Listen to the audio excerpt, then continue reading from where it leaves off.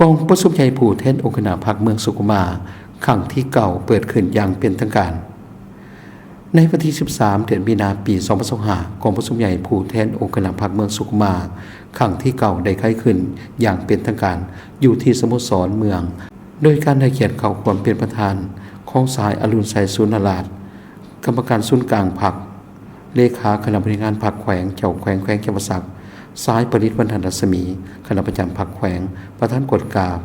พรรคแขวงสหายสมเพชรบุษดีกรรมการพรรคแขวงเลขาคณะบริหารงานพรรคเมืองเจ้าเมืองสุขุมา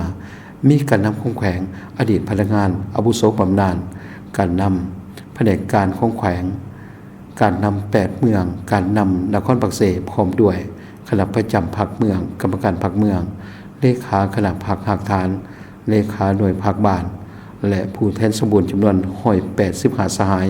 ยิง18สหายซึ่งเป็นตัวแทนให้สมาชิกพรรคในทั่วเมือง 2,302 สหายยิง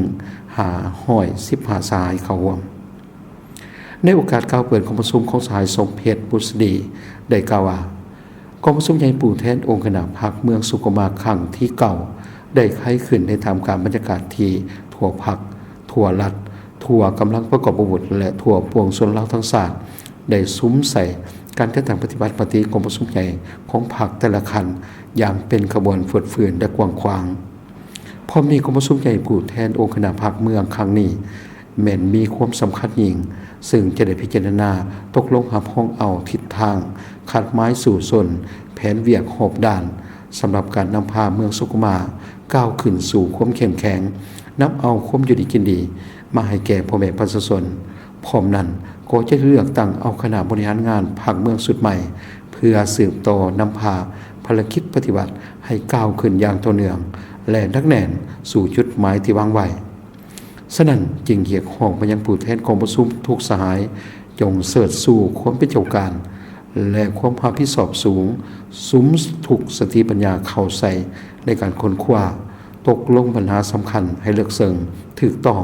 ประกอบส่วนให้กองประชุมใหญ่ครั้งนี้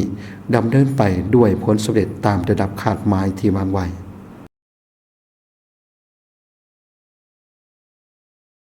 ไลค์กดแชร์และกด Subscribe เพื่อติดตามข่าวต่อไปที่นี่จำปาไมนิวส์